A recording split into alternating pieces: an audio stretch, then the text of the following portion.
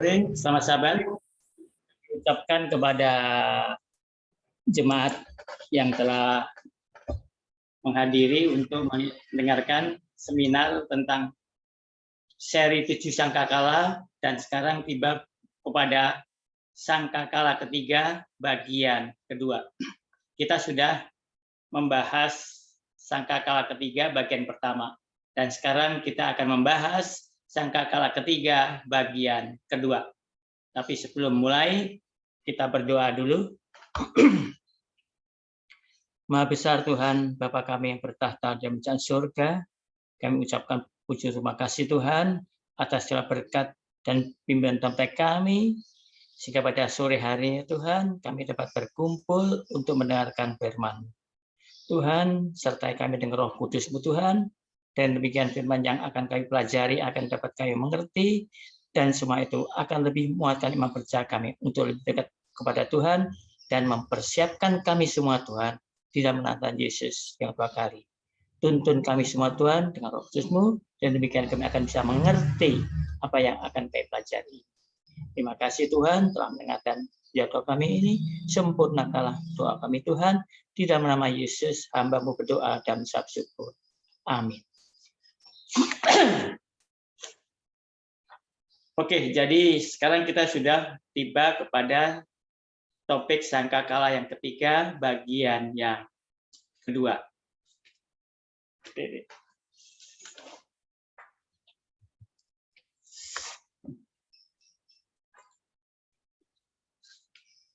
Sebelumnya kita baca lagi ayat di dalam kitab Wahyu pasal 8 ayat 10 sampai 11. Ini adalah tentang sangkakala ketiga. Ayat 10. Lalu malaikat yang ketiga meniup sangkakalanya, dan jatuhlah dari langit sebuah bintang besar, menyala-nyala seperti obor, dan ia menimpa sepertiga dari sungai-sungai dan mata air. Ayat 11, nama bintang itu ia Absintus, dan sepertiga dari semua air menjadi absintus. Dan banyak orang mati karena air itu, sebab sudah menjadi pahit. Sudah kita pelajari pada sangkakala ketiga bagian pertama, bintang jatuh melambangkan mereka yang berhenti mengkhotbahkan Injil. Dan mereka atau gereja tersebut mengkhotbahkan tradisi-tradisi manusia. Jadi gereja tersebut tidak mengkhotbahkan Injil secara 100%, tetapi juga mengkhotbahkan tradisi-tradisi manusia.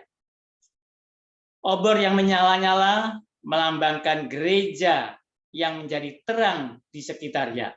Itulah lambang dari obor yang menyala-nyala, yaitu gereja yang menjadi terang di sekitarnya. Tetapi dikatakan obor yang jatuh atau pelita yang jatuh melambangkan gereja yang murtad karena mengajarkan tradisi manusia.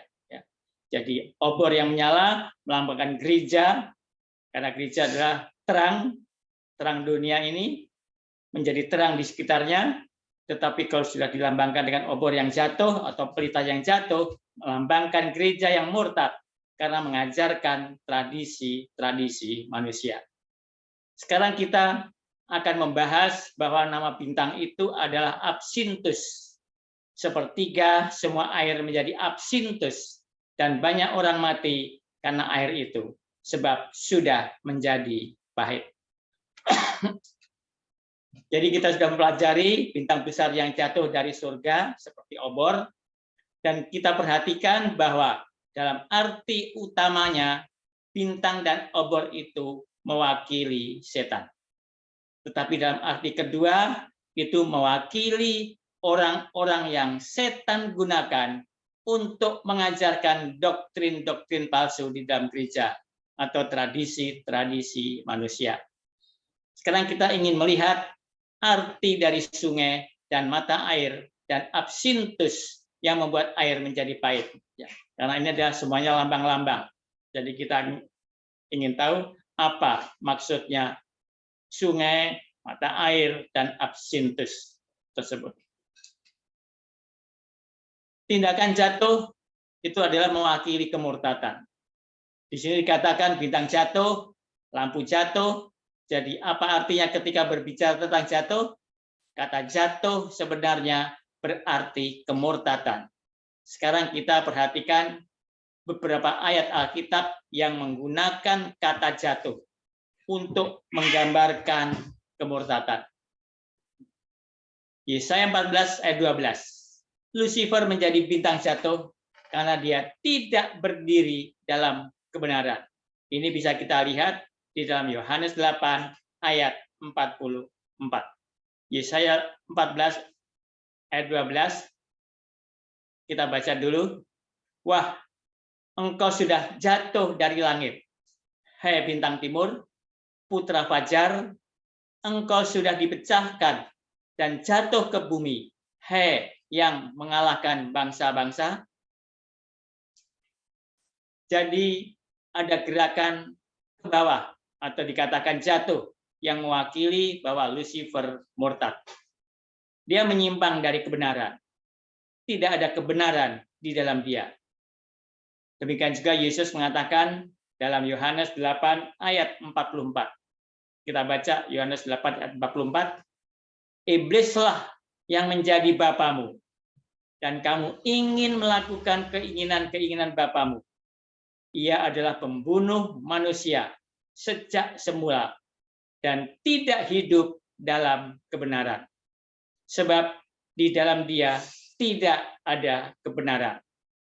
Apabila ia berkata dusta, ia berkata atas kehendaknya sendiri. Sebab ia adalah pendusta dan bapa segala dusta. Itulah iblis itu, Lucifer. Ia adalah pembunuh manusia sejak semula dan ia adalah pendusta karena dia adalah bapa segala dusta. Di dalam Wahyu 2 ayat 5, Yesus memperingatkan gereja Efesus tentang bahaya kejatuhan. Kita perhatikan bahwa ayat ini mengandung konsep jatuh bersama dengan kaki dia. Wahyu 2 ayat 5. Sebab itu, ingatlah betapa dalamnya engkau telah jatuh. Bertobatlah dan lakukanlah lagi apa yang semula engkau lakukan. Jika tidak demikian, aku akan datang kepadamu dan aku akan mengambil kaki dianmu dari tempatnya jikalau engkau tidak bertobat. Ya. Jadi di sini dikatakan, aku akan mengambil kaki dianmu dari tempatnya jikalau engkau tidak bertobat. Artinya kalau gereja Efesus tidak mau bertobat, maka Roh Kudus akan ditarik. Karena dalam hal ini kita lihat kaki dian itu memancarkan sinar. Sinar itu adalah Yesus selalu mengirimkan Roh Kudus ke gereja-gerejanya dari Efesus sampai dengan Laodikia. Itulah yang kita sudah pelajari. Gereja Efesus sudah sesat, maka harus bertobat dan supaya melakukan pekerjaan pertama. Banyak yang sudah murtad, bahkan di gereja Efesus. Dalam kitab Roma 11 ayat 11, Rasul Paulus mengacu jatuh pada bangsa Yahudi. Dan dia berkata, Roma 11 ayat 11, kita baca. Maka aku bertanya, adakah mereka tersandung dan harus jatuh? Sekali-kali tidak. Tetapi oleh pelanggaran mereka, keselamatan telah sampai kepada bangsa-bangsa lain supaya membuat mereka cemburu. Ya kan? Jadi dalam hal ini kita lihat bagaimana dengan jatuhnya orang Yahudi, bangsa Israel, maka keselamatan telah sampai kepada bangsa-bangsa lain supaya membuat mereka cemburu. Mereka siapa? Mereka umat Tuhan, yaitu orang-orang Yahudi, bangsa Israel. Dengan melihat pertumbuhan Injil di antara orang-orang bukan Yahudi, diharapkan bangsa Yahudi akan kembali bertobat seperti yang Tuhan inginkan. Karena memang awal pertama Yesus datang untuk orang-orang Yahudi, untuk umat Tuhan. Ya, aku datang diutus untuk mereka, umat-umat Tuhan. Tapi setelah mereka menolak, mereka gagal, mereka tidak menerima Yesus, akhirnya Injil dikabarkan kepada semua orang. Dalam kitab 1 Korintus pasal 10 ayat 12 dikatakan, sebab itu siapa yang menyangka bahwa ia teguh berdiri, hati-hatilah supaya ia jangan jatuh. Ya, jadi dalam hal ini bagaimana kita harus hati-hati. Kurang kuat Pak Tutuka. Melihat supaya kita tetap. Suaranya kurang kuat. Setia. Oke, terima kasih. Jadi di sini saya ulang. 1 Korintus 10 ayat 12. Sebab itu siapa yang menyangka bahwa ia teguh berdiri, hati-hatilah supaya ia jangan jatuh. Jadi dalam hal ini jangan sampai kita jatuh. Ya kan? Karena kita tahu bangsa Israel telah jatuh dan itu menjadi peringatan bagi kita semuanya, ya kan? Jangan sampai kita jatuh seperti mereka. Di dalam Ibrani 4 ayat 11, buku ini berurusan dengan orang-orang Yahudi yang sedang mengalami semua jenis cobaan dan kesengsaraan, dan mereka akan memberikan pesan Injil yang telah mereka terima. Kita baca Ibrani 4 ayat 11. Karena itu, baiklah kita berusaha untuk masuk ke dalam perhentian itu, supaya jangan seorang pun jatuh karena mengikuti contoh ketidaktaatan itu juga. Jadi di sini juga dikatakan tentang jatuh. Kenapa jatuh? Karena mengikuti contoh ketidaktaatan itu. Jadi ini adalah kemurtadan. Jadi kita akan melihat ayat-ayat lain yang menyatakan tentang apa makna dari murtad itu, yaitu jatuh. Jadi apa makna dari jatuh, murtad, itulah yang ingin kita bahas di sini. Kita lihat dulu. Di bagian lain kitab Wahyu, kata jatuh menggambarkan kemurtadan Babel akhir zaman. Wahyu 14 ayat 8. Dan seorang malaikat lain, malaikat kedua, menyusul dia dan berkata, sudah rubuh Babel, kota besar itu, yang telah memabukkan segala bangsa dengan anggur hawa nafsu cabulnya. Di sini sudah rubuh, artinya juga jatuh. Ya. Dan Babel benar-benar jatuh. Kata jatuh dan kata itu diulang 2 kali. Sudah rubuh, artinya apa? Bahwa Babel benar-benar murtad. Ya. Itulah makna sampai mengapa diulang sampai 2 kali. Sudah rubuh, artinya Babel benar-benar murtad. Dan kemudian dalam kitab Wahyu pasal 18 ayat 2, ide dasar yang sama diulang, hanya itu lebih buruk karena ini berbicara tentang Babel akhir zaman. Jadi di Wahyu 18 ayat 2 ini adalah tentang seruan nyaring, ya kan?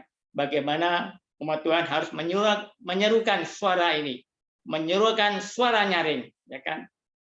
Dikatakan di situ ayat 1 dan 2, kemudian daripada itu aku melihat seorang malaikat lain turun dari surga. Ia mempunyai kekuasaan besar dan bumi menjadi terang oleh kemuliaannya. Ayat 2, dan ia berseru dengan suara yang kuat, katanya, sudah rubuh Babel, kota besar itu. Dan ia telah menjadi tempat kediaman roh-roh jahat dan tempat bersembunyi semua roh najis dan tempat bersembunyi segala burung yang najis dan yang dibenci. Jadi kalau kita lihat sebetulnya Wahyu 18 ayat 2 bisa dikatakan juga adalah pekabaran malaikat yang keempat. Ini sama dengan pekabaran malaikat yang kedua. Sudah rubuh Babel. Dan Babel benar-benar rubuh. Dan ini terjadi di akhir zaman, di mana umat-umat Tuhan akan menyerukan suara nyaring, ya kan? Di mana setelah ada suara nyaring ini, maka akan terjadi pintu kasihan ditutup. Karena sebelum pintu kasihan ditutup, akan terjadi penganiayaan, kesesakan yang sangat hebat terhadap umat-umat Tuhan.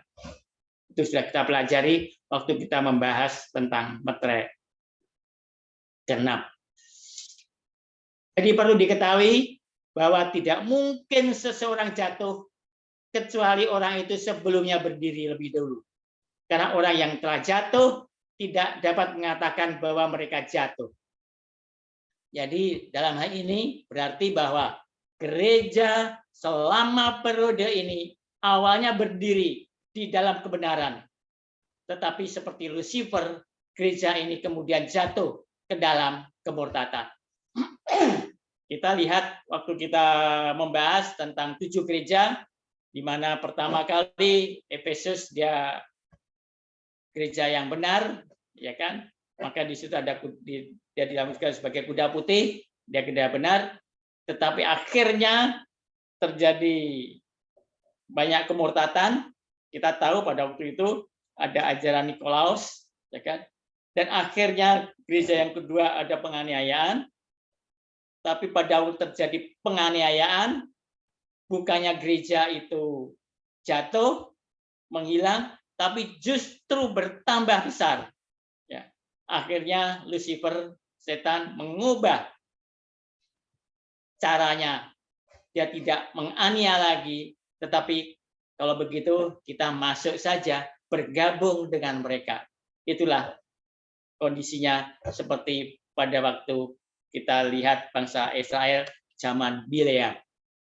Bileam pada waktu dia akan mengutuki bangsa Israel tidak bisa, mereka sudah diberkati oleh Tuhan. Nah, bagaimana caranya? Kita masuk saja, ya kan? Mempengaruhi mereka sehingga mereka akan mengikuti apa yang kita lakukan. Inilah di periode ketiga bagaimana bukan kekristenan masuk ke dunia, tapi justru dunia masuk ke kekristenan. Ya, itulah yang terjadi pada waktu periode gereja ketiga, di mana dalam hal itu Konstantin, dia kaisar dari Romawi, dia menjadi Kristen. Ya. Jadi bintang jatuh, ada pelita jatuh, di mana jatuhnya? Jatuhnya ke sungai dan mata air. Dan apa yang terjadi sebagai akibatnya dengan adanya bintang jatuh yang jatuh ke sungai dan mata air, akibatnya mata air tersebut diracuni dan menjadi pahit. Dan ketika orang minum dari air tersebut, mereka akan mati. Ya. Apa makna dari semuanya ini? Kita akan membahas kembali dan kita akan membahas bagaimana kita membandingkan satu ayat dengan ayat yang lain. Jadi biarlah Alkitab menerangkan dirinya sendiri. Sekarang kita membahas tentang sungai dan mata air. Tadi kita sudah membahas tentang jatuh. Jatuh artinya kemurtatan. Sekarang kita membahas tentang sungai dan mata air. Apa makna dari sungai dan mata air? Sungai dan mata air. Sungai dan mata air di sangkakala ketiga berbeda dengan air laut yang mengamuk di sangkakala kedua. Jadi kalau kita bahas pada waktu sangkakala kedua, di situ ada laut yang mengamuk, tapi di sini adalah tentang sungai dan mata air. Mata air adalah pemberi kehidupan. Dengan memberi air yang menyegarkan, akan memulihkan dan melanggengkan kehidupan jasmani dan rohani. Ya, jadi air adalah pemberi kehidupan. Jadi dengan memberi air, maka akan menyegarkan dan akan memulihkan dan melanggengkan kehidupan jasmani dan rohani. Biasanya di dunia barat atau mungkin di tempat kita sekarang kalau di kota-kota gitu, mata air tidak begitu masalah. Artinya air tidak begitu masalah dibandingkan di Israel pada zaman Alkitab dulu. Ya kan? Di sini, di rumah-rumah masing-masing kita menyalakan keran dan air akan mengalir, ya kan? Secara otomatis, ya kan? Namun di Israel air adalah komoditas yang sangat berharga sehingga kelangkaannya mewakili kematian dan kehadirannya adanya air akan mewakili kehidupan. Itulah yang terjadi pada waktu itu, ya. Jadi air, kalau tidak ada air berarti akan ada kematian, dan kalau ada air banyak berarti itu adalah terjadi kehidupan. Sekarang mari kita lihat beberapa ayat tentang air. Apa yang terjadi ketika ada banyak air. Kita baca Mazmur 23 ayat 1 sampai 3, di mana ketika gembala yang baik menuntun kita ke air yang tenang, dia memulihkan jiwa kita, atau artinya akan terjadi kehidupan. Kita baca Mazmur 23 ayat 1 sampai dengan 3. Ayat 1. Mazmur Daud. Tuhan adalah gembalaku, takkan kekurangan aku. Ia membaringkan aku di padang yang berumput hijau. Ia membimbing aku ke air yang tenang. Ia menyegarkan jiwaku. Ia menuntun aku di jalan yang benar oleh karena namanya. Jadi ia di sini Allah, ya kan? Karena pakai huruf gede besar, membimbing aku ke air yang tenang, ya kan? Jadi kalau kita dibimbing ke air yang tenang, maka ia akan menyegarkan jiwaku. Ia menuntun aku di jalan yang benar oleh karena namanya. Sekarang kita baca Ulangan 8 ayat 7 sampai dengan 10. Mata air melambangkan juga kehidupan yang berbuah dan kemakmuran yang berlimpah. Kita baca Ulangan 8 ayat 7 sampai dengan 10. Ayat 7. Sebab Tuhan Allahmu membawa engkau masuk ke dalam negeri yang baik, suatu negeri dengan sungai, mata air dan danau, yang keluar dari lembah-lembah dan gunung-gunung.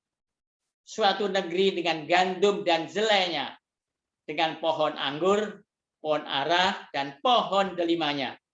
Suatu negeri dengan pohon zaitun dan madunya.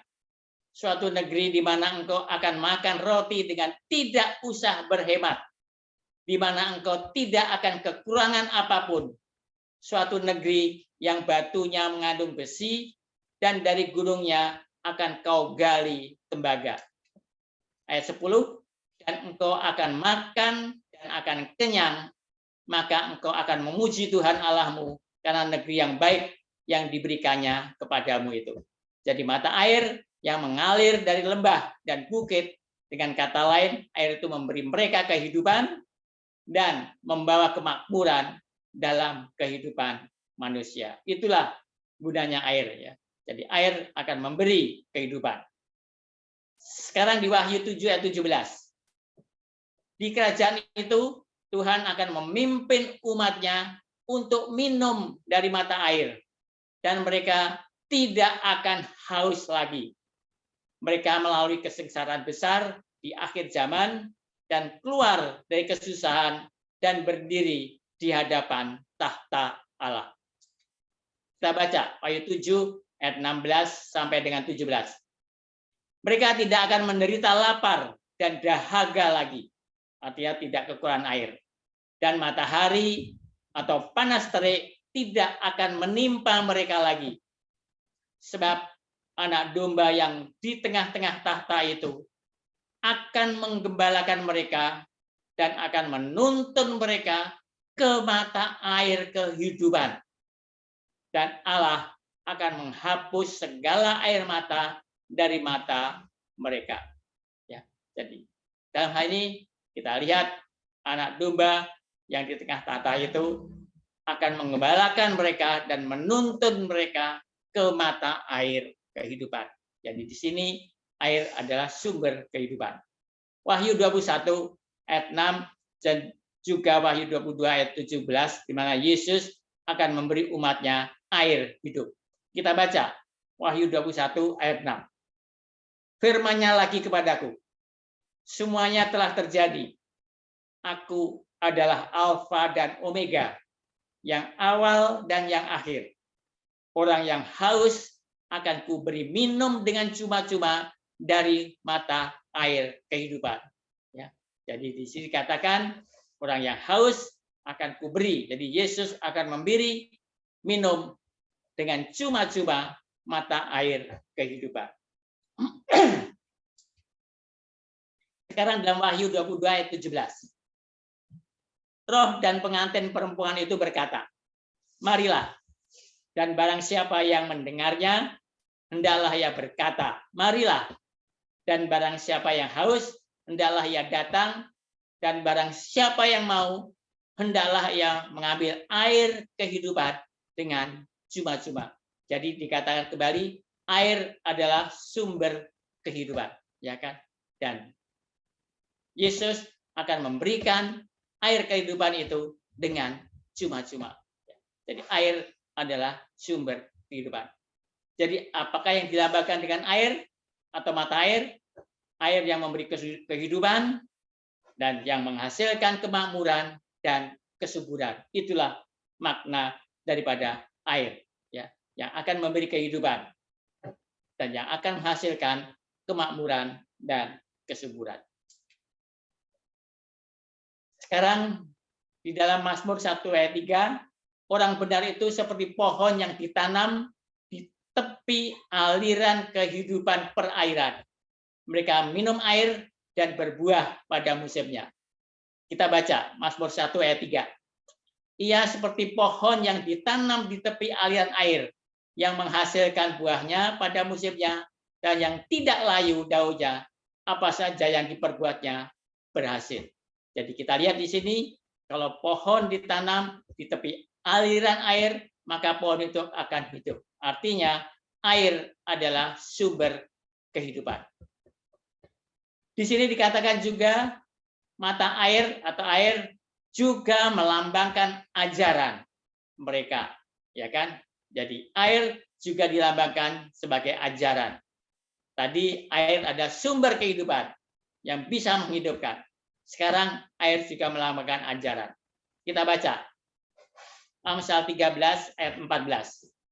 Ajaran orang bijak adalah sumber kehidupan, ya, sehingga orang terhindar dari jerat-jerat maut. Ya. Jadi kalau tadi air ada sumber kehidupan, di sini adalah ajaran orang bijak adalah sumber kehidupan. Jadi kalau begitu, apa artinya air? Air adalah ajaran. Ajaran-ajaran orang bijak. Itulah arti daripada air. Tadi dikatakan air adalah sumber kehidupan, dan di sini dikatakan air ajaran orang bijak ada juga sumber kehidupan jika orang terhindar dari jerat-jerat maut. Jadi Amsal 14 ayat 27 dikatakan takut akan Tuhan adalah seperti mata air kehidupan. Takut akan Tuhan adalah awal dari kebijaksanaan dan artinya menjauhi kejahatan. Kita baca Amsal 14 ayat 27.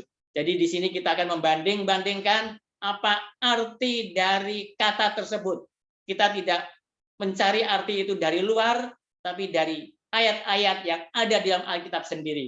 Ya, dengan demikian kita akan lebih tahu makna daripada lambang-lambang itu. Amsal 14 ayat 27. Takut akan Tuhan adalah sumber kehidupan, sehingga orang terhindar dari jerat. Tadi dikatakan air adalah sumber kehidupan, ajaran orang bijak juga sumber kehidupan, takut akan Tuhan adalah juga sumber kehidupan. Jadi air juga berarti adalah takut akan Tuhan, ya kan? Air juga bisa berarti juga ajaran-ajaran yang dari orang bijak. Ya. Sekarang kita lihat Keluaran 17 ayat 1 sampai 8 dan Bilangan 20 ayat 8 sampai 11. Tapi nanti saya tidak akan baca semuanya, tapi kita akan perikopnya saja, atau mungkin sebagian nanti kita baca, kita lihat saja. Ini menggambarkan dua episode tentang batu. Kita tahu pada waktu bangsa Israel ada di padang gurun, mereka butuh air, dan kita tahu ada batu yang dipukul sehingga mengeluarkan air. Itulah kira-kira episodenya di situ. Di Keluaran 17 ayat 1-8 dan Bilangan 20 ayat 8 sampai 11. Dan batu karang itu adalah lambang Kristus. Ini bisa kita baca 1 Korintus 10 ayat 4 ya. Jadi pada waktu perjanjian lama kita lihat ada batu yang mengeluarkan air, ya kan? Dan batu karang itu adalah lambang Kristus. Ini ada di dalam 1 Korintus 10 ayat 4. Kita baca 1 Korintus 10 ayat 4. Dan mereka semua minum minuman rohani yang sama, sebab mereka minum dari batu karang rohani yang mengikuti mereka, dan batu karang itu ialah Kristus. Ya, jadi batu karang itu dilambangkan sebagai Kristus. Tongkat yang menghantam batu melambangkan penghakiman Bapa yang dijatuhkan atas Yesus, dan air yang mengalir dari batu karang melambangkan Roh Kudus. Ya, jadi batu melambangkan Kristus. Tongkat yang menghantam batu melambangkan penghakiman Bapa yang dijatuhkan atas Yesus. Padahal pada waktu itu Musa hanya disuruh berbicara kepada batu itu. Tapi mungkin bagaimana ternyata bukannya berbicara tapi justru memukul batu itu, ya kan? Dan keluar juga air, ya kan? Padahal Tuhan menyuruhnya berbicara maka air akan keluar, ya kan? Kita baca 1 Korintus 12 ayat 13. Ayat 13. Sebab dalam satu roh kita semua, baik orang Yahudi, baik orang Yunani, baik budak maupun orang merdeka, telah dibaptis menjadi satu tubuh, dan kita semua diberi minum dari satu roh. Ya. Jadi di sini kita semua telah diberi minum dari satu roh. Ya. Khususnya ketika orang minum air dari batu, mereka pada gilirannya menjadi mata air hidup bagi orang lain. Ya. Jadi tadi dikatakan batu itu adalah lambang dari Kristus, dan air itu yang mengalir melambangkan Roh Kudus, sehingga kalau kita minum air dari batu itu, ya kan, maka kita juga akan menjadi mata air hidup bagi orang lain. Itulah sebetulnya makna-makna yang ada di dalam Alkitab itu. Batu adalah Kristus, air melambangkan Roh Kudus di sini katakan, dan kalau kita minum dari batu itu, maka kita juga akan menjadi mata air atau sumber kehidupan bagi orang lain. Di kitab Bilangan 20 ayat 8 sampai 11, Tuhan mengatakan kepada Musa, Tuhan menyuruhnya untuk berbicara dengan batu, dan batu itu akan memberikan airnya. Tetapi Musa kehilangan kesabarannya, dia memukul batu itu 2 kali. Jadi dia merusak simbol yang ingin Tuhan ajarkan. Dan itu adalah bahwa Kristus akan dipukul dengan tongkat penghakiman Tuhan. Seharusnya hanya sekali, tetapi 2 kali. Ya kan? Seharusnya dipukulnya sekali, tetapi ternyata 2 kali. Yang perlu kita lakukan hari ini untuk mendapatkan Roh Kudus bukanlah untuk Yesus mati, tetapi untuk meminta Roh Kudus. Ya, jadi yang perlu kita lakukan sekarang ini adalah bagaimana kita meminta Roh Kudus. Sekarang apa hubungannya ini dengan apa yang kita pelajari? Kita perlu melihat kepercayaan baru untuk memahaminya. Ya, jadi ini tadi semua di perjanjian lama. Batu yang dipukul mengeluarkan air, apa itu semuanya? Makna-makna itu apa sebetulnya? Kita ingat kisah wanita Samaria. Yesus duduk di sumur Yakub, lalu datang wanita Samaria untuk mengambil air. Yesus berkata, "Beri aku air untuk diminum." Dan dia berkata, "Bagaimana mungkin kamu meminta air kepada wanita Samaria?" Kemudian Yesus berbicara dengannya, dan dia berkata, di dalam Yohanes 4 ayat 13 sampai dengan 14. Jawab Yesus padanya, "Barang siapa minum air ini, ia akan haus lagi. Tetapi barang siapa minum air yang akan kuberikan kepadanya, ia tidak akan haus untuk selama-lamanya. Sebaliknya, air yang akan kuberikan kepadanya akan menjadi mata air di dalam dirinya yang terus-menerus memancar sampai kepada hidup yang kekal. Ya. Jadi kalau kita minum dari air yang dari Yesus, ya kan, maka yang diberikan oleh Yesus, maka kita akan menjadi mata air di dalam diri kita, dan itu akan terus-menerus memancar sampai nanti hidup kekal. Ya. Tapi kalau kita minum yang dikatakan minum air yang literal, artinya air sesungguhnya, maka kita akan haus lagi.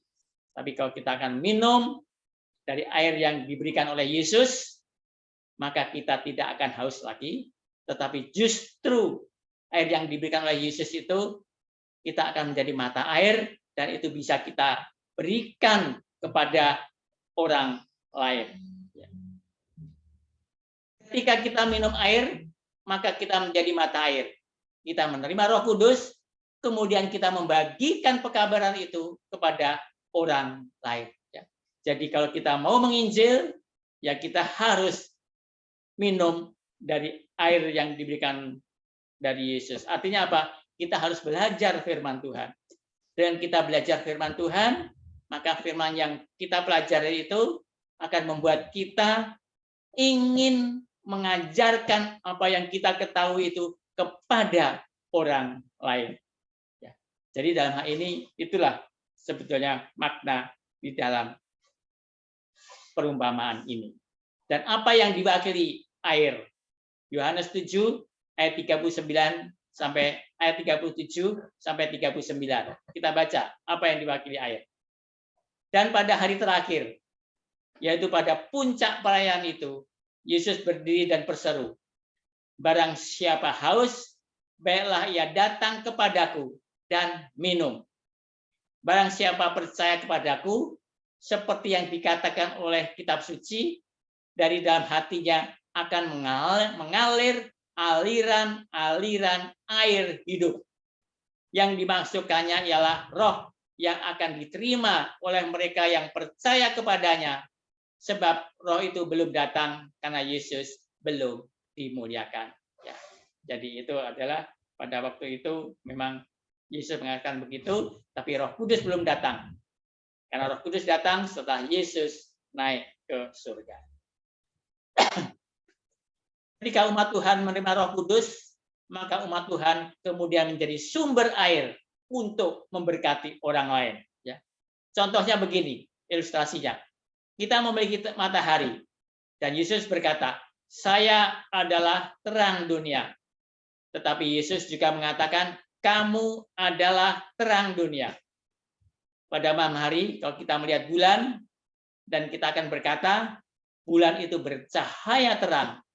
Tetapi sebetulnya, bulan mendapatkan terangnya dari matahari. Jadi Yesus adalah mata air. Dan ketika kita minum, kita menjadi mata air itu juga. Seperti matahari bersinar di bulan, dan bulan memantulkan cahaya matahari ke dunia. Itulah ilustrasinya seperti itu. Bulan tidak punya cahaya sendiri. Dia mendapat cahaya dari matahari. Jika pada malam hari dia memancarkan cahayanya ke bumi ini. Demikian juga Yesus adalah mata air.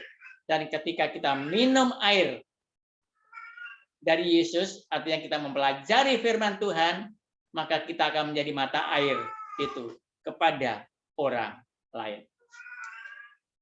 Ketika kita minum air kehidupan, kita menjadi mata air.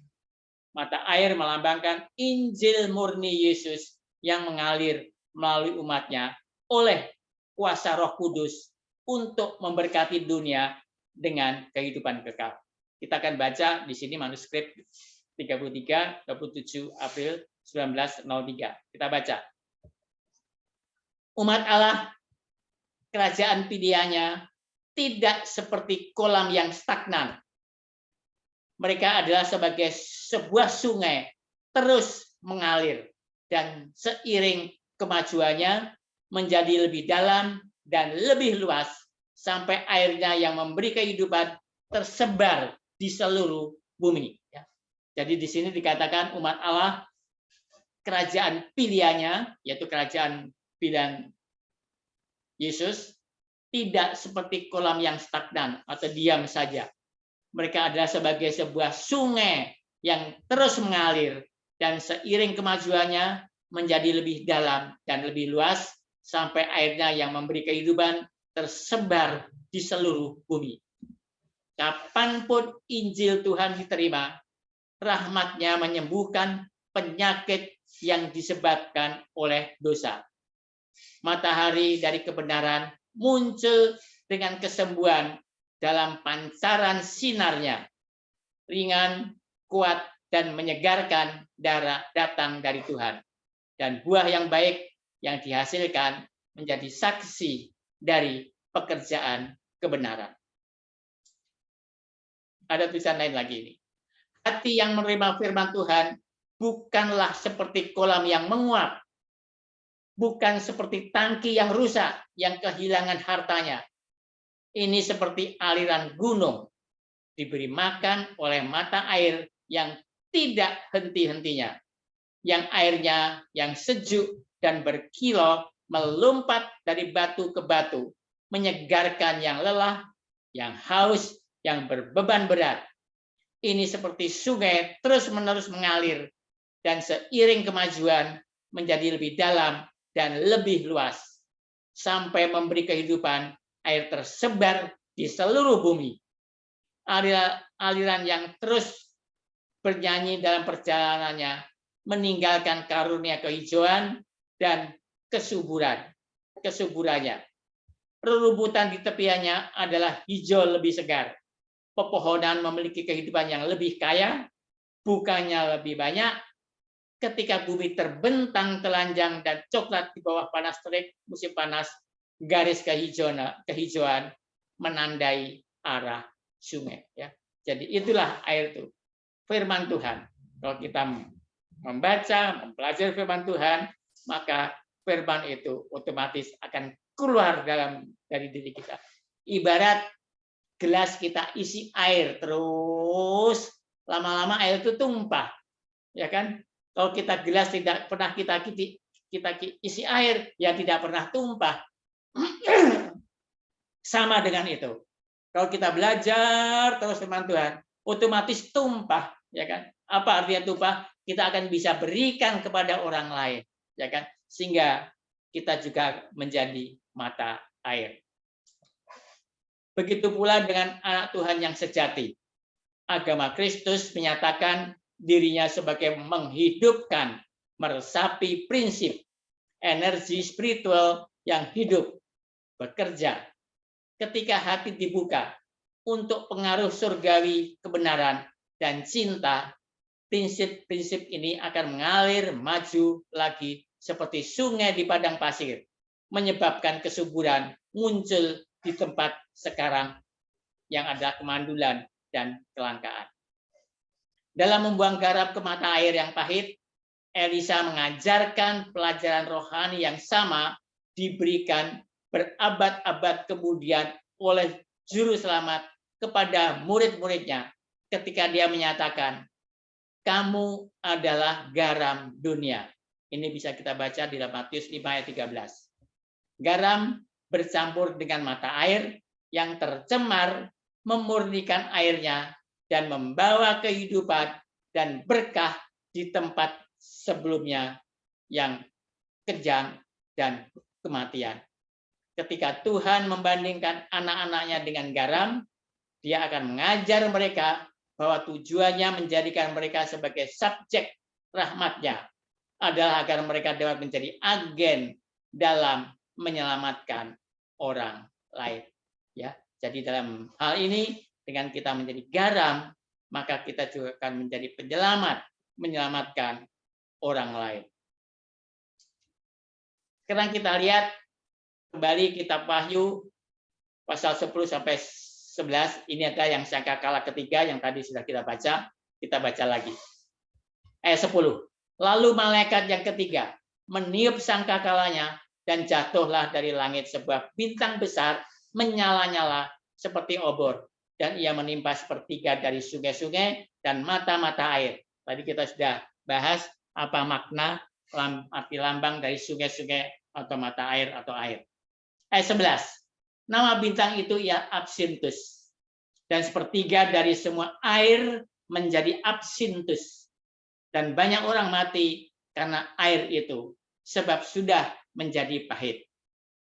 Bintang absintus jatuh ke mata air dan banyak orang mati karena air menjadi pahit.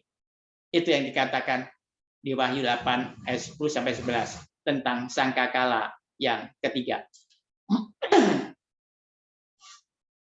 Sekarang apa makna sungai-sungai yang di sangkakala ketiga ini? Tadi air kita sudah bahas. Kan apa maknanya sungai-sungai itu di sangkakala ketiga? Kita harus menemukan di mana sepertiga dari danau dan di lautan menjadi pahit ketika bintang jatuh ke dalamnya. Kita tahu bahwa itu tidak berbicara tentang meteor dan asteroid. Kita harus menafsirkan Alkitab dari ayat-ayat dari Alkitab itu sendiri. Menerapkan prinsip yang sama yang kita terapkan secara universal untuk setiap bagian termasuk sangkakala. Dikatakan di sini ketika bintang jatuh di air dan membuat air menjadi pahit. Dan dikatakan nama bintang itu ialah Absintus. Untuk itu mari kita melihat kata Absintus. Ya.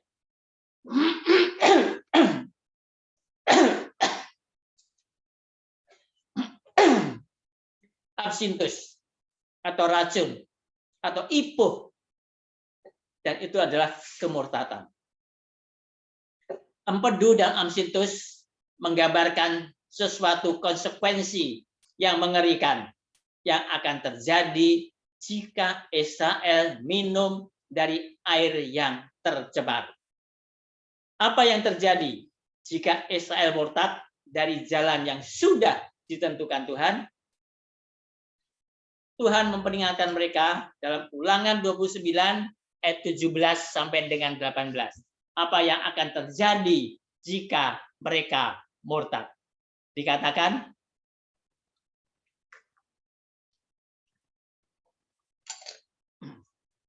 di dalam Ulangan 29 ayat 17 sampai dengan 18. Ayat 17. Dan kamu sudah melihat dewa kejijikan dan berhala mereka, yakni kayu dan batu, emas dan perak itu yang ada terdapat pada mereka.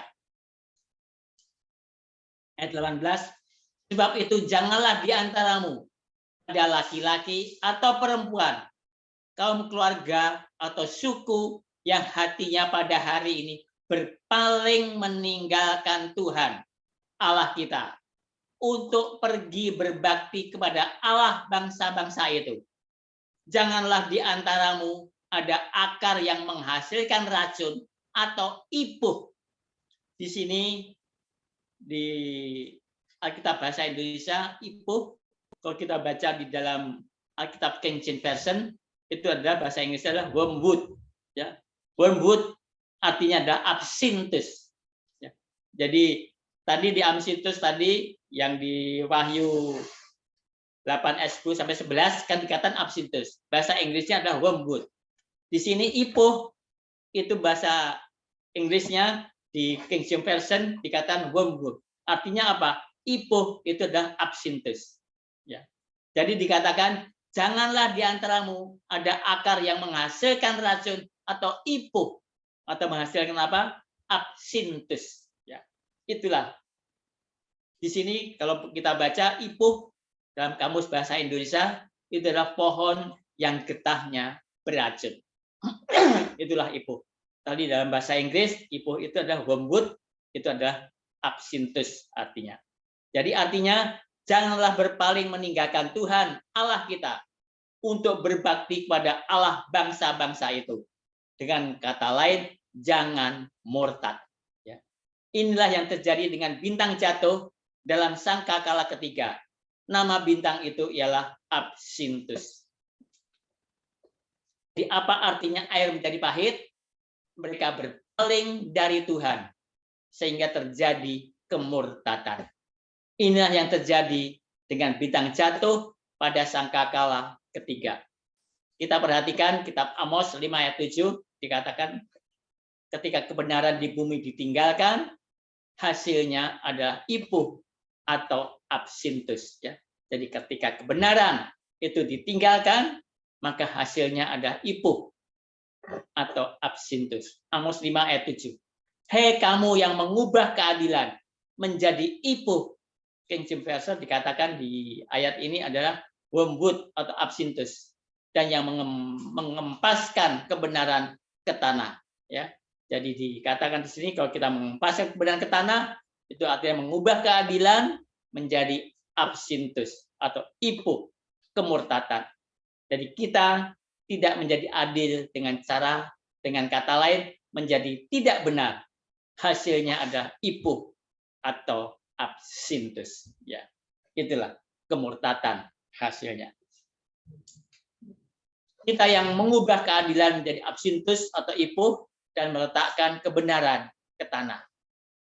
Dalam Amos pasal 6 ayat 12 dan 13, ketika keadilan dan kebenaran ditinggalkan, hasilnya adalah absintus dan empedu. Kita tahu tadi absintus adalah beracun, empedu adalah barang yang sangat pahit, ya kan? Kita baca Amos 6 ayat 12 sampai 13. Berlarikah kuda-kuda di atas bukit batu, atau dibajak orangkah laut dengan lembu? Sungguh kamu telah mengubah keadilan menjadi racun dan hasil kebenaran menjadi ipuh, ya kan?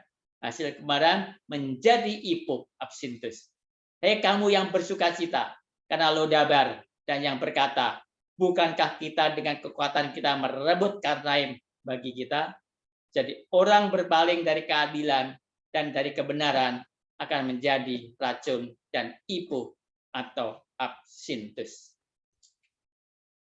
Di Yeremia 23 ayat 15 sampai 16, ketika nabi-nabi palsu berbicara atas nama Tuhan, hasilnya ada absintus dan empedu. Kita tahu semua Yeremia pada waktu dia berkata pada waktu zamannya dia ke orang-orang Yehuda, ke raja Yehuda pada saat itu, banyak orang yang menolak apa yang dikatakan dia, ya kan?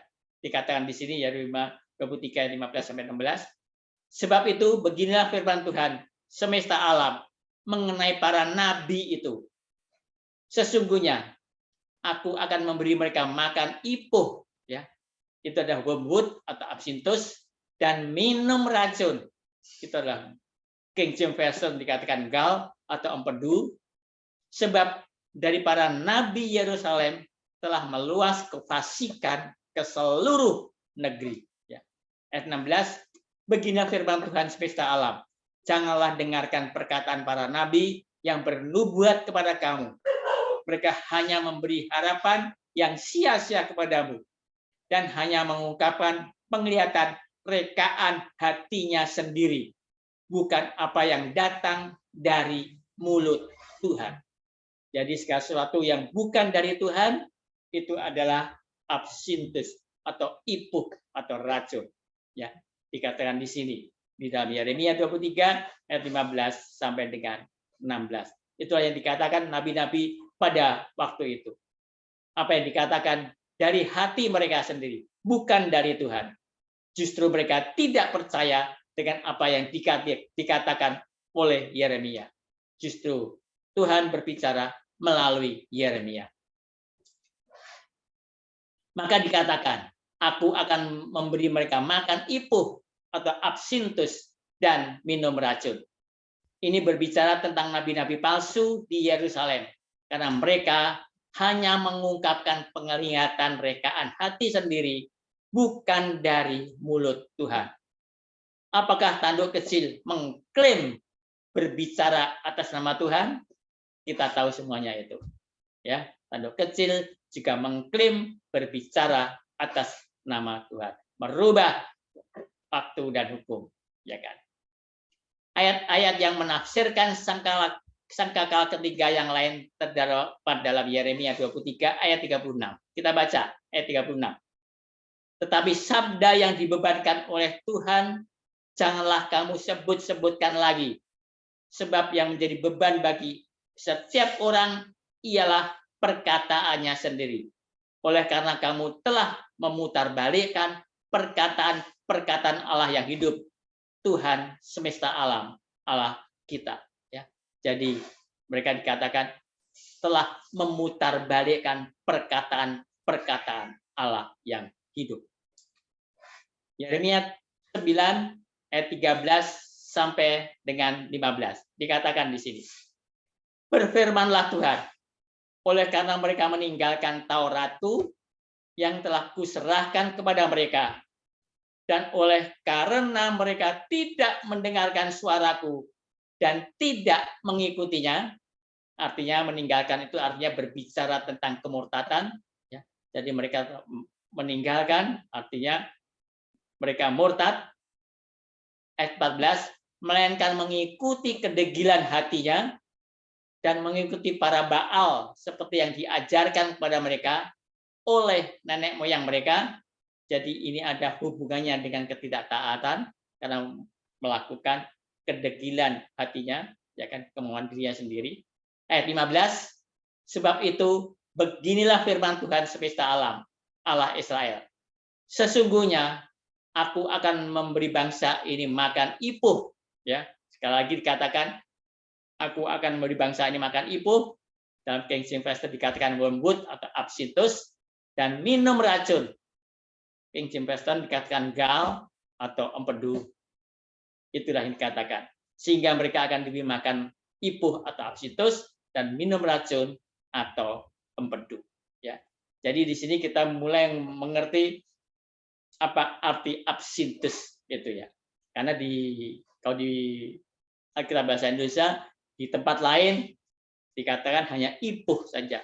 Tapi kalau di King James Version versinya itu kata-katanya ada terus, ya kan? Absinthus, wormwood dalam bahasa Inggrisnya wormwood di situ. Ya, ada terus. Ipuh itu adalah wormwood. Jadi kita sudah mulai terbuka apa itu arti absinthus itu. Ketika Israel meninggalkan hukum Tuhan, tidak mentaati Tuhan, dan mengikuti hukum mereka sendiri, maka Tuhan memberi mereka makan ipuh atau absinthus, dan memberi mereka minum racun atau empedu. Jadi mata air itu menyegarkan dan memberi kehidupan ketika kebenaran dibicarakan. Ya. Jadi mata air akan menyegarkan dan memberi kehidupan ketika kebenaran dibicarakan. Saat takut akan Tuhan diajarkan, saat ada kebenaran yang diajarkan. Itulah maknanya di mana mata air itu akan menyegarkan dan memberi kehidupan, ya kan? Tetapi air menjadi racun dan absinthus ketika doktrin palsu diajarkan, sehingga terjadi kemurtatan dan penyembahan berhala masuk di antara umat Tuhan. Ya, itulah yang terjadi. Ya, jadi kalau mata air itu masih murni dan menyegarkan, itu akan memberi kehidupan. Tapi kalau mata air itu sudah menjadi racun dan absinthus, yaitu doktrin-doktrin palsu masuk dan diajarkan ke dalam gereja, maka akan terjadi kemurtatan. Kitab Amsal 5 ayat 3 sampai 5 dan ayat 15, kita langsung loncat ayat 15. Ayat ini sangat menarik, berbicara secara harfiah tetapi memiliki aplikasi simbolis juga. Kita baca Amsal 5 ayat 3 sampai 5 dan ayat 15. Ayat 3 dulu. Karena bibir perempuan jalang menitikkan tetesan madu, dan langit-langit mulutnya lebih licin daripada minyak. Tetapi kemudian ia pahit seperti empedu.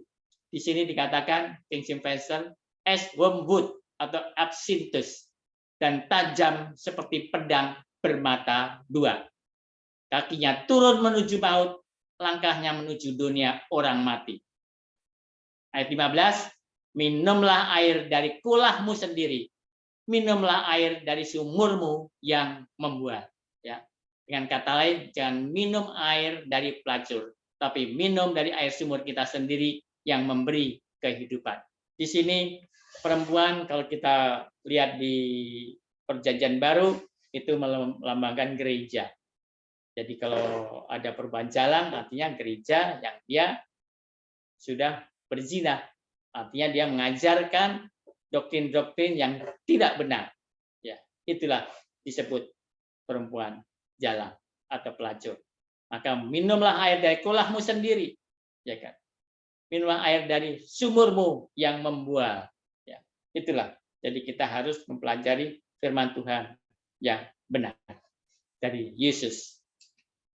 Tuhan menasihati umatnya untuk tidak mengejar wanita pesida, melainkan untuk menjadi puas dengan minum dari mata air mereka sendiri.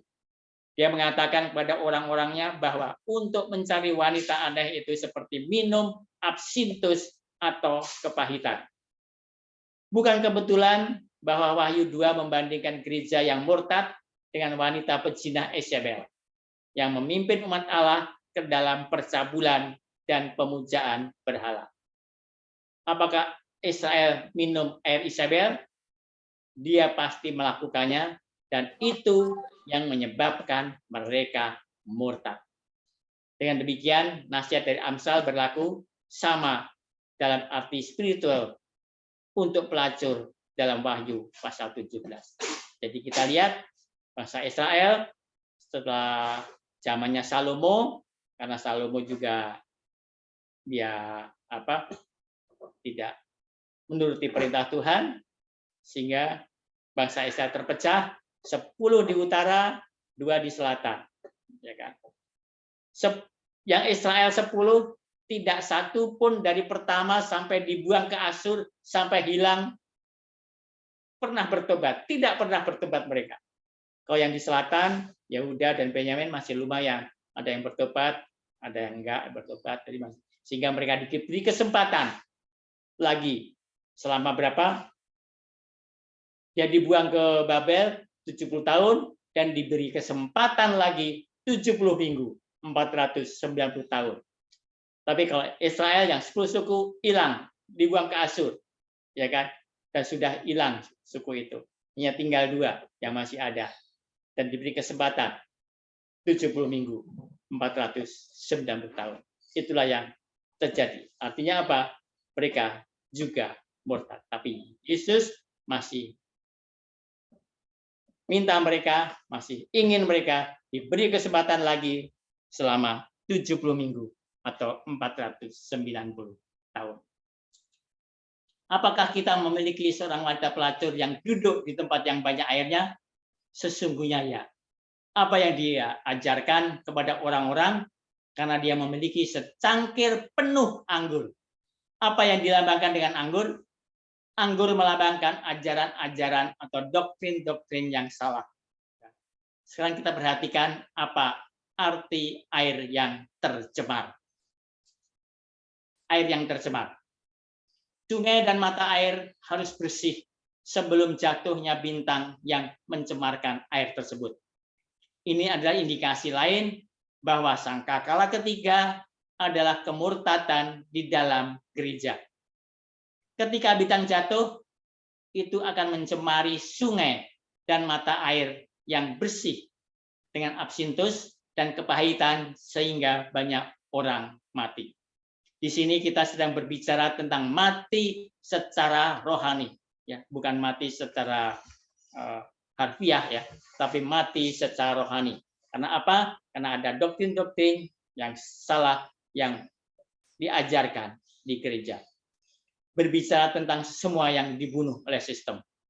Jika mata air murni mewakili firman Tuhan yang disampaikan kepada manusia melalui perantaraan Roh Kudus, maka pencemaran air yang terjadi berarti ada perubahan firman Tuhan yang diberitakan oleh orang-orang yang mencemari air. Ya.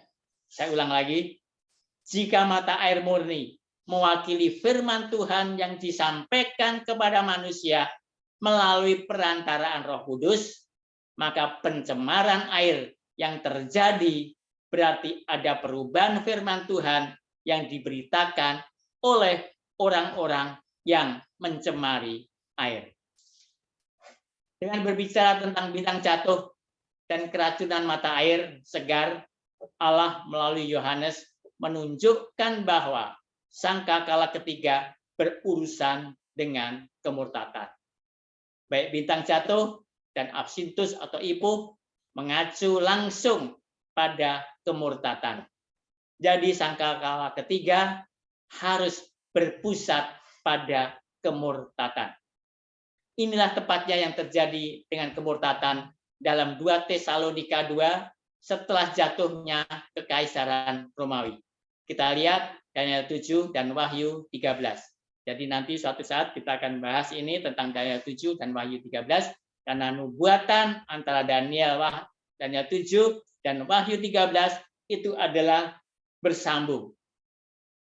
Itulah yang terjadi. Jadi tidak terpisah, itu tersambung. Ya kan? Daniel 7 sampai dengan dan Wahyu pasal 13. Air melambangkan Roh Kudus yang mengalir dari Yesus melalui gerejanya ke dunia. Ya, maka dikatakan di situ kalau kita baca Wahyu pasal 1, Yesus dia selalu menjaga 7 kaki Dian itu, 7 artinya 7 gereja, mengirimkan cahaya, mengirimkan Roh Kudus ke dunia ini. Ya. Sehingga kalau kita pernah bahas, kita nanti akan bahas tentang bait suci, di situ imam-imam harus selalu menjaga 7 kaki Dian tetap menyala. Artinya apa? Supaya Roh Kudus itu tetap ada, karena sekarang Roh Kudus itu yang dikirim oleh Yesus ke gereja-gereja ini. Ya, itulah ya. Jadi di sini kita lihat air melambangkan Roh Kudus yang mengalir dari Yesus melalui gerejanya ke dunia.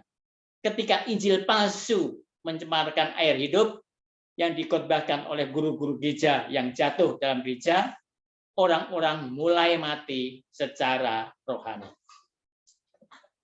Yohanes 7 ayat 37 sampai 39 mengacu pada minum mata air murni yang mengalir dari Yesus melalui Roh Kudus di dalam firman. Yohanes 7 ayat 37 sampai 39. Kita baca. Dan pada hari terakhir, yaitu pada puncak perayaan itu, Yesus berdiri dan berseru, barang siapa haus, baiklah ia datang kepadaku dan minum. Barang siapa percaya kepadaku, seperti yang dikatakan oleh kitab suci, dari dalam hatinya akan mengalir aliran air hidup. Di sini yang dimaksudkannya ialah roh yang akan diterima oleh mereka yang percaya kepadanya, sebab roh itu belum datang karena Yesus belum dimuliakan. Ya, jadi ini Yesus sendiri mengatakan, ya kan, barang siapa kita minum dari air dari Yesus, artinya kita belajar firman Tuhan, ya kan, maka dari mereka yang minum itu akan mengalir aliran air hidup.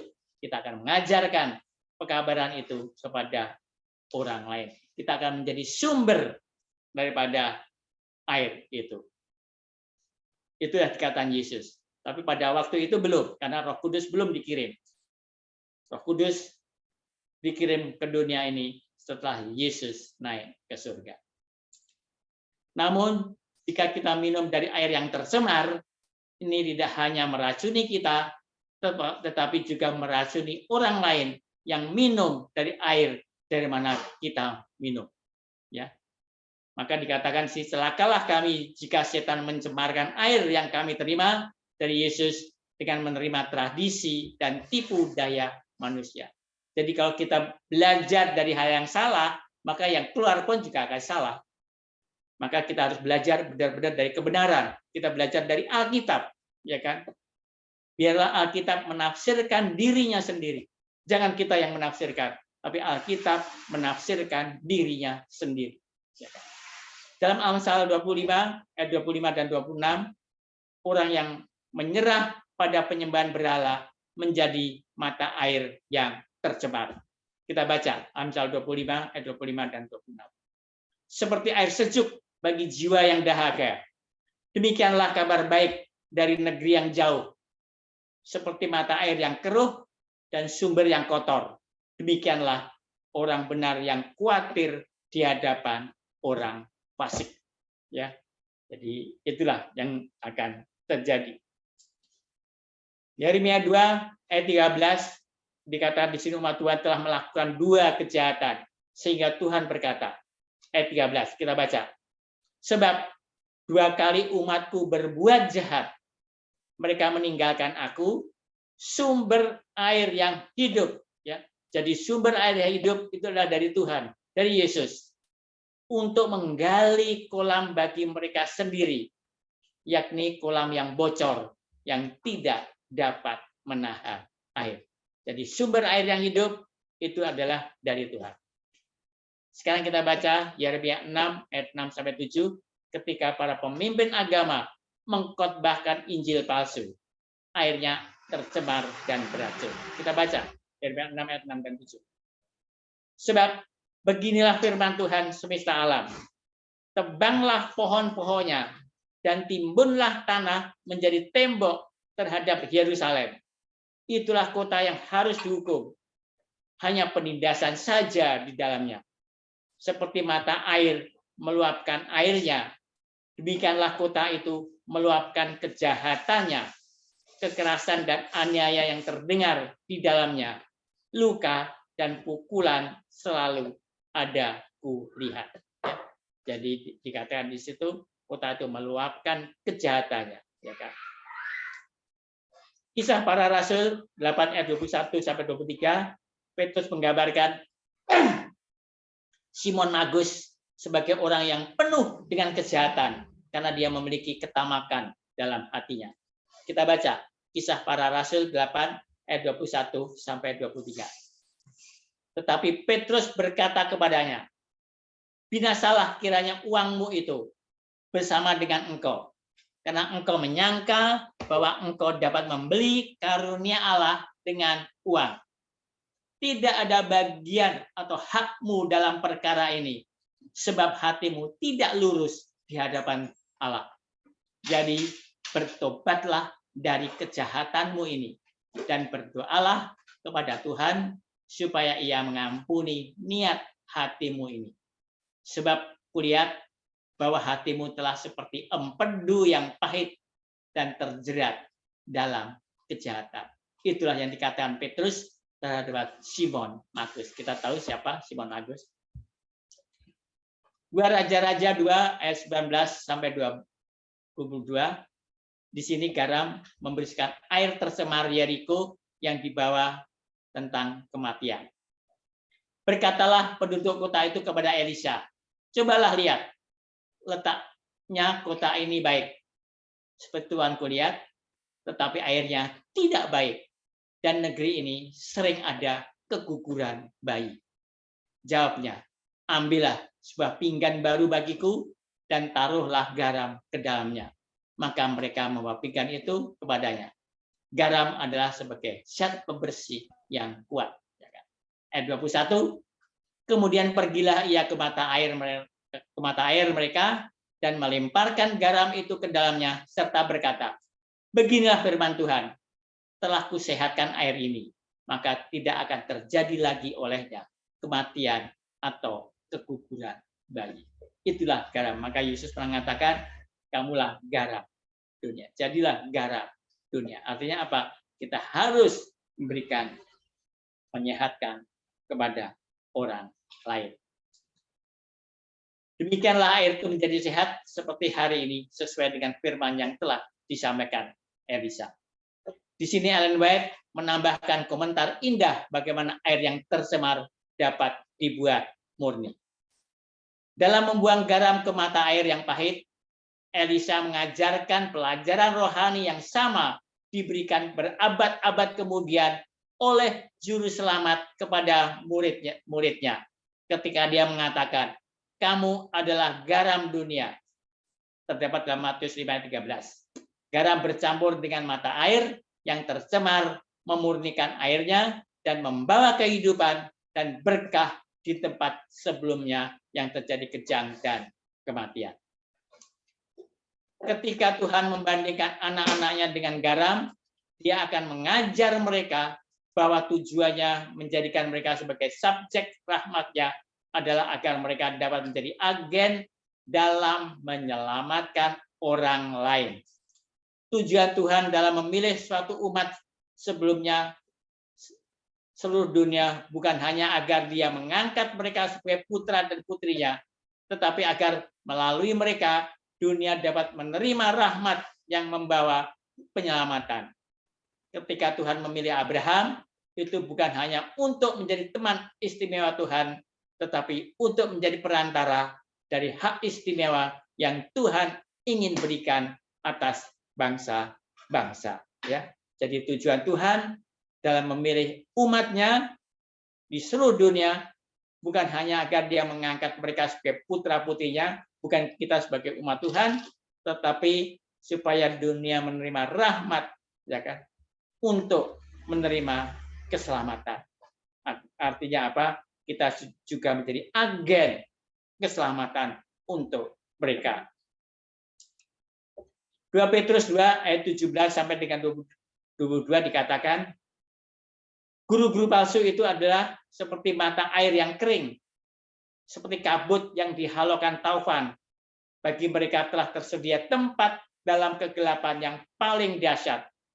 Sebab mereka mengucapkan kata-kata yang congkak dan hampa dan mempergunakan hawa nafsu cabul untuk memikat orang-orang yang baru saja melepaskan diri dari mereka yang hidup dalam kesesatan. Mereka menjanjikan kemerdekaan kepada orang lain, padahal mereka sendiri adalah hamba-hamba kebinasaan. Karena siapa yang dikalahkan orang, ia adalah hamba orang itu. Sebab jika mereka oleh pengenalan mereka akan Tuhan dan Juru Selamat kita, Yesus Kristus, telah melepaskan diri dari kecemaran-kecemaran dunia, tetapi terlibat lagi di dalamnya, maka akhirnya keadaan mereka lebih buruk daripada yang semula. Karena itu, bagi mereka adalah lebih baik jika mereka tidak pernah mengenal jalan kebenaran daripada mengenalnya, tetapi kemudian berbalik dari perintah kudus yang disampaikan kepada mereka. Bagi mereka cocok apa yang dikatakan peribahasa yang benar itu. Anjing kembali lagi ke muntahnya, dan babi yang mandi kembali lagi ke kubangannya. Jadi ayat-ayat ini berbicara tentang individu-individu yang telah memeluk kebenaran, tetapi kemudian mereka murtad lagi. Di sini Edwin Tyle dan Ellen White, Dr. Edwin Tyle adalah seorang profesor teologi, menjelaskan arti dari air yang tercemar selama periode sangkakala ketiga. Di sini transformasi revolusioner yang luar biasa digambarkan. Yang dulu murni, air mancur pemberi kehidupan, menjadi tercemar dan rusak seperti bintang kematian, atau wormwood, atau absinthus, atau ipuh menimpa mereka. Dan selanjutnya, manusia mati daripada hidup seperti mereka mengambil bagian dari perairan yang tercemar. Gereja yang murni adalah aliran yang jernih dan mata air yang memberi kehidupan. Ketika musuh memasuki gereja, itu menjadi rusak. Sejak saat itu adalah momok daripada berkat bagi manusia. Setan daripada Kristus memegang kendali. Jadi setan yang akan memegang kendali, yang seharusnya Kristus memegang kendali, tetapi setan yang akan memegang kendali. Dan gereja mengambil kendali penuh aroma kematian sampai mati sebagai ganti hidup untuk hidup. Ini tujuan Edwin Tyle. Ellen White juga menjelaskan arti dari mata air yang rusak. Dunia membutuhkan bukti kekristenan yang tulus. Racun dosa sedang bekerja di jantung masyarakat. Kota-kota dan kota-kota besar tenggelam dalam dosa dan kerusakan moral. Dunia ini penuh dengan penyakit, penderitaan, dan kejahatan. Dekat dan jauh adalah jiwa di kemiskinan dan kesusahan, dibebani dengan rasa bersalah dan binasa karena kekurangan dari pengaruh penghematan. Injil kebenaran disimpan di hadapan mereka, namun mereka binasa karena perumpamaan orang yang seharusnya menjadi penyedap kehidupan bagi mereka adalah nikmatnya kematian. Jua mereka minum dalam kepahitan karena mata air diracuni. Ketika mereka harus seperti mata air yang memancar sampai kepada hidup yang kekal. Dalam mengungkapkan dosa-dosa hidupnya kepada seorang imam, seorang manusia yang berdosa dan terlalu sering dirusak oleh anggur dan kebejatan, standar karakter dia diturunkan dan dia menjadi najis sebagai akibatnya. Pemikiran tentang Tuhan direndahkan menjadi serupa dengan manusia yang jatuh. Karena imam berdiri sebagai wakil Tuhan. Ini merendahkan pengakuan manusia kepada manusia adalah mata air rahasia yang darinya telah mengalir banyak kejahatan yang menajiskan dunia dan menyesuaikannya dengan kehancuran akhir. Bit kontroversi halaman 567. Para imam dan penguasa, ahli-ahli Taurat, dan orang-orang Farisi menghancurkan padang rumput yang hidup dan menajiskan mata air kehidupan. Setan berusaha merusak doktrin-doktrin Alkitab. Saya melihat bahwa akhirnya standar diturunkan dan bahwa orang-orang kafir bersatu dengan orang-orang Kristen. Meskipun para penyembah berhala ini mengaku telah bertobat, mereka membawa penyembahan berhala dengan mereka menjadi gereja, masuk ke dalam gereja. Hanya mengubah objek ibadah mereka untuk gambar orang-orang kudus dan bahkan Kristus dan Maria ibunya. Sebagai pengikut Kristus secara bertahap bersatu dengan mereka, agama Kristen menjadi rusak dan gereja kehilangan kemurnian dan kekuatannya. Alkitab adalah pendidik yang hebat, karena tidak mungkin dengan doa untuk mempelajarinya. Halaman suci tanpa intelek didisiplinkan, dimuliakan, dimurnikan, dan dihilangkan. Mereka yang mengaku sebagai orang Kristen, yang mengaku percaya kebenaran, namun minum di mata air kekafiran yang tercemar, dan dengan ajaran dan teladan menarik orang lain menjauh dari dingin air salju Libanon.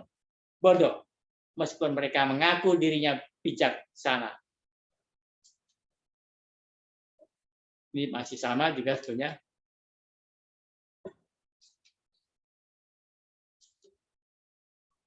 Ini juga dikatakan, tampaknya sangat aneh bagi saya mengingat semuanya yang telah saya tulis sehubungan dengan bacaan cerita seru untuk melihat rekomendasi dari pena Anda untuk dibaca Robinson Crusoe, Kabin Paman Tom, dan Fabel Asesok. Jadi di sini dikatakan pada waktu itu banyak cerita-cerita seperti ini dan mereka lebih senang baca cerita seperti ini.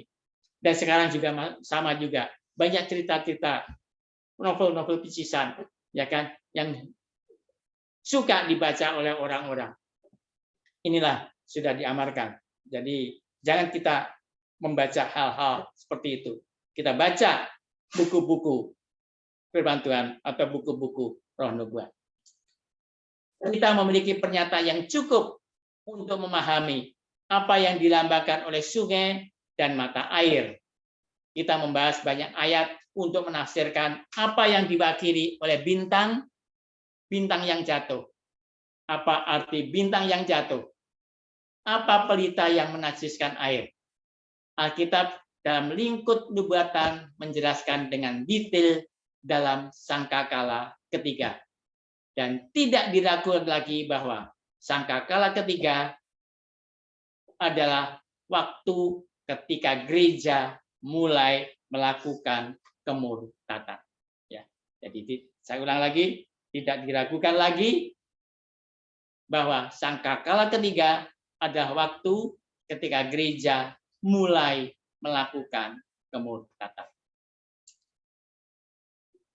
Kemurtatan akan menjadi penuh pada sangkakala keempat. Kita akan membaca tulisan John Paulin. Dia sekarang mengajar di Loma Linda selama bertahun-tahun. Dia mengajar di seminari di Andrews. Dia memiliki komentar yang sangat menarik dan meringkas apa yang kita temukan di sangkakala ketiga. Kita akan baca karena ini diungkapkan dengan sangat baik. John Paulin ini ada dosen di Andrews, meringkas tentang trompet ketiga. Sebenarnya ada 3 objek penghakiman dalam sangkakala ketiga. Bintang, mata air dan sungai, dan orang-orang yang meminum airnya. Dalam arti tertentu, setiap kalimat dari penilaian 3 kali lipat ini adalah katalis untuk berikutnya. Karena bintang jatuh, maka sungai dan mata air berubah menjadi absintus. Kepahitan air ini menyebabkan pada gilirannya kematian orang-orang yang minum air. Ya, itulah komentar dari John Pauline.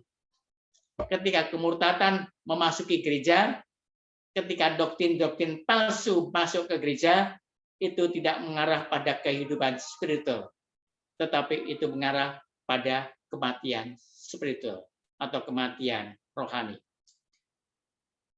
Mengapa kita mengira kekristenan telah mati akhir-akhir ini? Sekarang terpecah belah spiritualitas, di mana orang berpikir kita tahu kita bisa menjadi apa? Di sini katakan G, atau kita kawin nikah sejenis, ya kan? Hidup, tapi masih bisa hidup selaras dengan Tuhan. Kita tahu aturan-aturan itu semuanya, dan kita dapat menerima perkawinan dengan banyak jenis kelamin, ya kan? Biasanya ada berlawanan jenis kalau orang nikah, tapi ini ada sejenis. Ada aturannya, sudah dibuat aturannya. Kita dapat merangkul teori evolusi, dan kita tahu bagaimana mengakomodasi Alkitab dengan teori evolusi. Kita tahu apa yang terjadi dengan gereja-gereja ketika kita memiliki cara berpikir seperti itu. Gereja kehilangan rasanya garam, kehilangan rasa, dan tidak ada gunanya. Kita ingat cerita istri Lot. Kita tahu bisa saja Tuhan menyebabkan dia terkena serangan jantung. Jadi pada waktu istri Lot lari, ya kan, dia dapat serangan jantung sehingga dia mati, ya kan. Tetapi mengapa Tuhan mengubahnya menjadi tiang garam? Kita ingat Yesus pernah berkata, ketika garam kehilangan rasanya, tidak ada gunanya, tetapi diinjak-injak oleh orang. Dia telah kehilangan kepercayaannya. Itulah istri Lot. Apakah istri Lot bagian dari pilihan Tuhan? Atau apakah istri Lot adalah umat Tuhan? Iya. Istri Lot adalah umat Tuhan. Sehingga kenapa dia ditarik untuk keluar dari Sodom dan Gomora yang akan dihanguskan, akan dibakar pada waktu itu. Dia adalah umat Tuhan. Tetapi apa yang Sodom dan Gomora lakukan padanya? Sodom dan Gomora mencemari dia. Memang dia keluar dari Sodom, tetapi Sodom tidak keluar dari dia. Kita terima Yesus sebagai juru selamat kita. Apakah Yesus sudah ada di dalam diri kita, atau dunia masih ada dalam diri kita? Itulah pertanyaan untuk kita masing-masing. Sebagai akibatnya, dengan meminum air Sodom yang tercemar, apa yang terjadi? Menyebabkan tercemar dan akhirnya kematian. Kita lihat pernyataan ini, dia akan menghubungkan sangkakala pertama dengan sangkakala kedua dengan sangkakala ketiga. Orang akan berpikir bahwa penghapusan Roma dan Yudaisme yang terjadi pada sangkakala pertama adalah penghapusan Yudaisme, dan sangkakala kedua adalah penghapusan Kekaisaran Romawi. Sebagai lawan yang efektif dari gereja dan akan membuka jalan bagi kemajuan dan pertumbuhan gereja. Namun, Yohanes tidak berpikir seperti itu. Dia memperingatkan sebaliknya bahwa penghapusan musuh gereja hanya mengalihkan cara serangan setan. Setan itu sangat pintar. Dengan kita menghilangkan semuanya itu, maka serangan setan juga akan berubah. Dia punya strategi yang lebih baik dari kita. kita paling umurnya berapa? Saya baru mau 71. Setan sudah hampir 6.000 tahun ya dia di dunia ini sejak diciptakan. Sebelumnya mungkin sudah ada, kita tidak tahu ya. Tapi umur dia udah ya kalau di dunia kalau dia dibuangnya tinggal dibuangnya kapan? Yang jelas sudah lebih pintar dia lah. Kita harus hati-hati untuk itu. Dikatakan jika kita menghapus bangsa Yahudi dan kita menghapus kekaisaran Romawi, maka sekarang ada ruang besar untuk pertumbuhan gereja. Tetapi Yohanes tidak berpikir begitu. Dia memperingatkan bahwa penghapusan musuh gereja hanya mengalihkan cara setan untuk menyerang. Dan ini mengingatkan kita pada kisah Bileam. Gereja Pergamus dalam kitab Wahyu, di situ ada doktrin Bileam disebutkan. Seperti kita ketahui, ketika Balak ingin Bileam mengutuk bangsa Israel, dia tidak bisa mengutuk bangsa Israel karena bangsa Israel mempunyai hubungan yang baik dengan Tuhan. Jadi Bileam mengatakan, tetapi jika saya bisa, saya akan membujuk mereka ke dalam penyembahan berhala, sehingga mereka akan dihancurkan. Dan mereka adalah setan, mencoba untuk menghancurkan gereja melalui penganiayaan di gereja Smyrna. Tetapi itu tidak berhasil, karena mereka berada dalam hubungan yang baik dengan Tuhan. Semakin dianiaya, semakin berkembang. Itulah yang terjadi. Karena apa? Karena mereka mempunyai hubungan yang baik dengan Tuhan. Sehingga setan berkata, saya tidak dapat menghancurkan mereka melalui penganiayaan. Tetapi kemudian kita memiliki gereja Pergamus. Dan yang setan katakan adalah, apa yang akan saya lakukan adalah meracuni air. Dan dengan cara itu, gereja akan mati secara rohani. Itu adalah persis dengan apa yang terjadi. Dan itulah yang terjadi di sangkakala ketiga. Saat kita melanjutkan pelajaran kita nanti, kita akan melihat bahwa selama sangkakala keempat dan sangkakala kelima, kemurtatan yang dimulai pada sangkakala ketiga akan semakin meningkat. Dan kegelapan akan memuncak dalam revolusi Prancis. Demikianlah tentang sangkakala ketiga.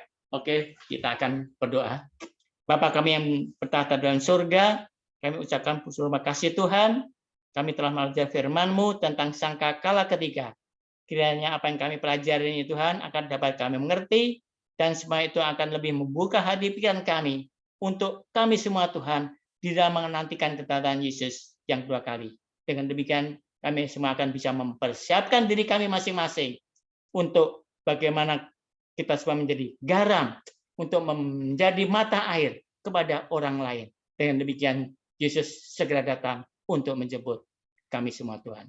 Terima kasih Tuhan. Dalam nama Yesus hamba-Mu berdoa dan mengucap syukur. Amin.